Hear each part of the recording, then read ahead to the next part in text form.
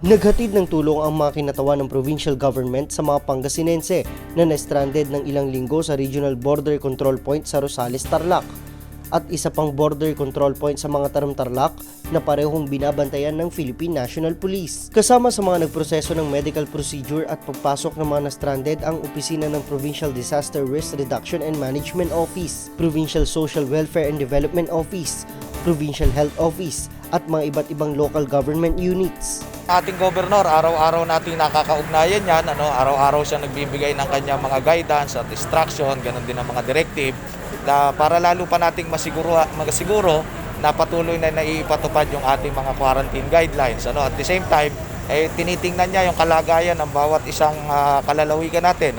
Tulad nito mga kababayan natin na na-stranded, sinisigurado ng ating gobernador na may sapat na pagkain, may sapat na medical intervention, at higit yung security nila habang sila nandito sa ating border.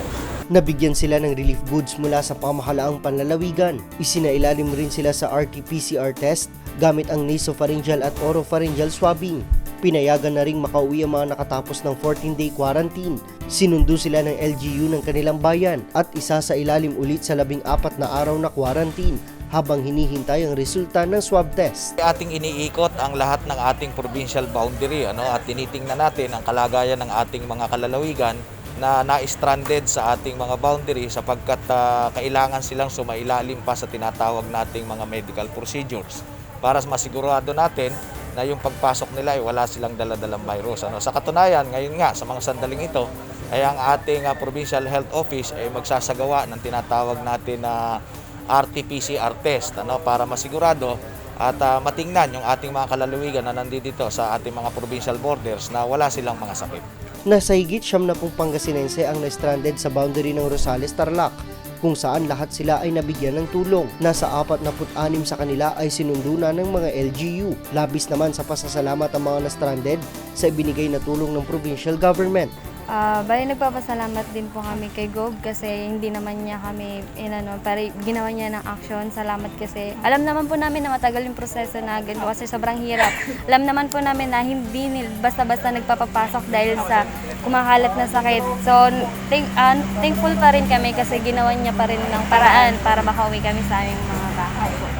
Sa boundary naman ng mga Taram, 20 Pangasinense ang nakatapos ng 14-day quarantine. Gaya ng naunang 46 na na-stranded sa Rosales, isinailalim rin sila sa RT-PCR test na ginamitan ng nasopharyngeal at oropharyngeal swab. Sinundo rin sila ng mga pinadalang representative ng kanilang mga LGU at isa sa ilalim sa panibagong 14-day quarantine. Nabigyan naman sila ng certificate na nagsasaad na wala silang sintomas ng acute respiratory infection. Nagpapasalamat rin sila sa provincial government matapos silang matulungang makauwi. Thank you po sa province ng Pangasinan kasi po binigyan po kami ng chance na makapasok dito sa hometown namin. Tsaka alam po namin na parang sobrang higpit talaga. Pero nag-take kami ng risk para makauwi talaga sa kanya-kanya naming family. Tsaka yun sa LGU ng mga Tarim, maraming salamat kasi hindi nyo kami pinabayaan kahit hindi kami taga dito sa bayan ninyo. Yun po. Tsaka sa Lingayen po, salamat po sa pagsundo. Ginagawa ang lahat ng pwedeng gawin ng pamahalaang panlalawigan sa pamumuno ni Governor Amado Pogi I. Espino III na matulungan ang mga na-stranded na Pangasinense. Kaya lang, hindi lahat ay pwedeng papasukin alinsunod sa guidelines ng Interagency Task Force on Emerging Infectious Diseases para maiwasan na kumalat ulit ang COVID-19 sa lalawigan. Para sa Capital News TV, Edward Quinto.